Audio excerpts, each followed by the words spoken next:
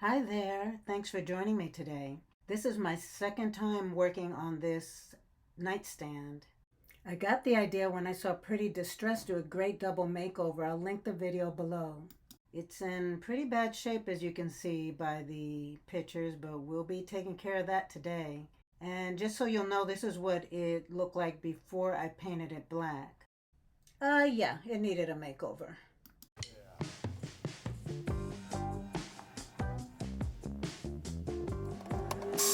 First things first, removing all of the hardware.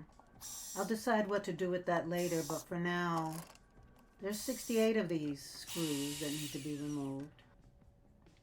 And I'm trying to yank that off with my hand and it didn't work, and this screw wasn't coming out, so I used a plier and see you later.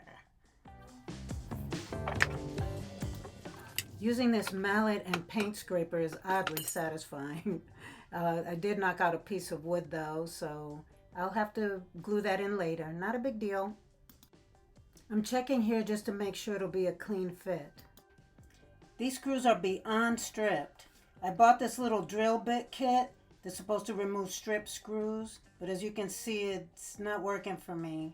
So I went back to my trusty pliers and hand turned this screw out until I got it out. I'm glad it did work. However, I did have more strip screws and I wasn't able to make it work, so I got assistance with that. And now I'm scraping out just any loose paint just to make sure I don't have any uneven surfaces that don't look so hot. Removing the drawer handles went much easier, thank goodness. And now I'm just labeling so I can remember the top, bottom, and middle drawer. I'm using this old box just to store the old hardware pieces and that little piece of wood that fell out so I can find it later. Simple Green makes an easy 1-2-1-2 job of cleaning this old rusty dusty nightstand. Look at all that dirt. I used Titebond wood glue to put that little piece of chunk of wood that fell out back in, and it went back in pretty easily, and now I'm just clamping it to make sure it stays secure.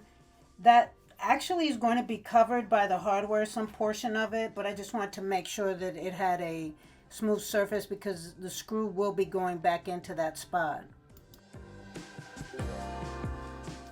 Now that it's all dry, I'm removing the clamp, and I would say that was a success. It's nice and secure and smooth. I patched those holes. Don't ask me why. I will regret it later. I did wind up using the same hardware, so I really didn't need to patch it.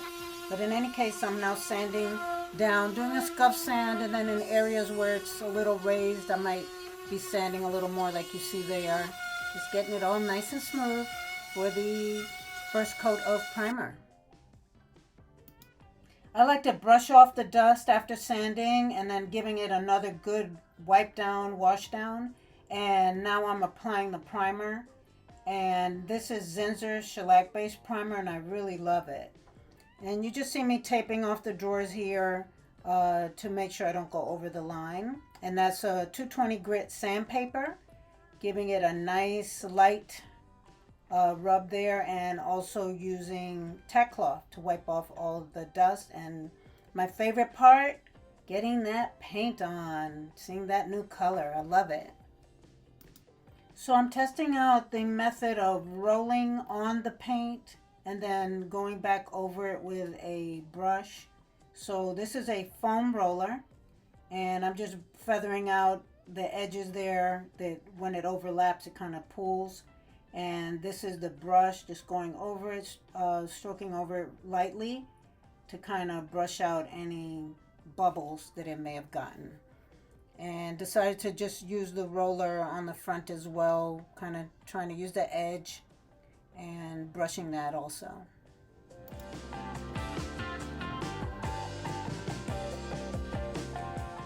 I like to use this 220 grit sandpaper in between all coats, just to have a nice smooth finish. And I forgot to mention that this is a Sherwin-Williams super paint that I'm using. And I usually get primer kind of peek through whenever I sand, but this time it didn't happen. So I'm happy about that. And doing the same roll-on brush method for that smooth finish. After touching up all the areas that needed it, I went ahead and applied Varathane polyurethane. And I so far really love this polyurethane. I used a hand foam brush, as you can see, and then I brushed it back over with the bristle brush to smooth it out. And now I am applying a paint stripper to the hardware, and the bottom looks like it's brass. We'll see. But in any case, I'm rubbing it all in, and I'm going to let it sit for at least 30 minutes according to the package directions. And this is citrus strip that I'm using. And then I'm going to go in and scrub off while it's still in the stripper. But I do wind up taking it to the sink and scrubbing it with Bar Creeper's Friend. And it got a lot off. I mean, this is what happened. And this magnet trick, you're supposed to like see if it sticks, which it didn't. It may be brass when it doesn't stick. I tried this method with something else where it didn't stick and it didn't wind up being brass. So that's only one step in it. And I'm just doing the vinegar and water solution. I bring it to a boil. I've never tried this before. It worked pretty good. And this is just me using Dawn now, scrubbing off any remaining dark spots. And I did have to do some heavy duty scrubbing, but I didn't mind. It was kind of fun.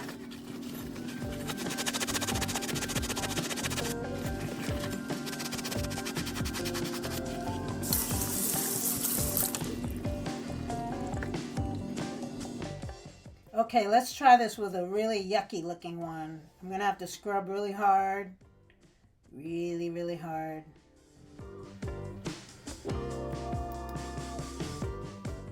Still scrubbing, and let's rinse it and see. Ooh la la, what? I actually kind of like the rustic look of this, but I don't like how they look together. So I did decide to go to Home Depot and try to find a spray paint that would work for both of them. And as you can see, the shelves were empty. So I went into my stash and I found this one, pure gold, and then this one, super shiny gold. Since I would have to paint the handles so that it would have a uniform appearance, I was just trying to get a feel for how it would look. And I let my client decide, and they picked the shiny gold. I did 2 coats of spray paint, took it outside, wore a mask to protect myself, and it's looking nice. 68 screws came out, so 68 screws need to go back in. And I am so happy these screws matched perfectly.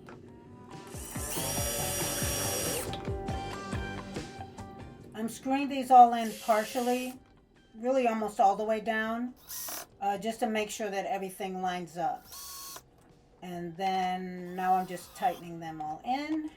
They look great, perfect match, nice and flush. So why did the screw head decide to break off on this one? I have no idea, but the solution was to glue it with E6000 glue. Use the toothpick to kind of get in there. Didn't want to put too much so it's not oozing out all over the place.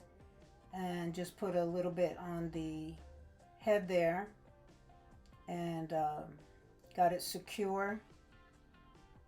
And held it down with a 10-pound weight. And it seemed to work perfectly. So I painted the sides of the drawers to correct an earlier mistake, and I taped it off to give a clean line, and I gotta say I like it.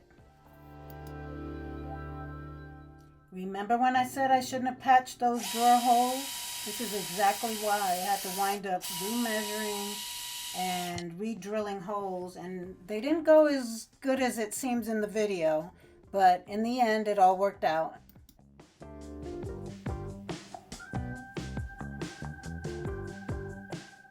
As a reminder, this is what it looked like before.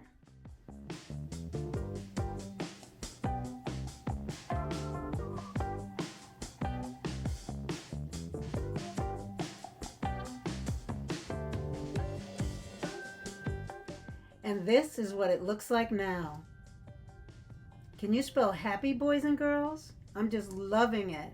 The green and gold combo is perfect. My client is super happy too, and that's what really matters. Thank you so much for watching. I really appreciate you. Please don't forget to like and subscribe and comment and share. And join me next time when I'll be working on a trash to treasure coffee table.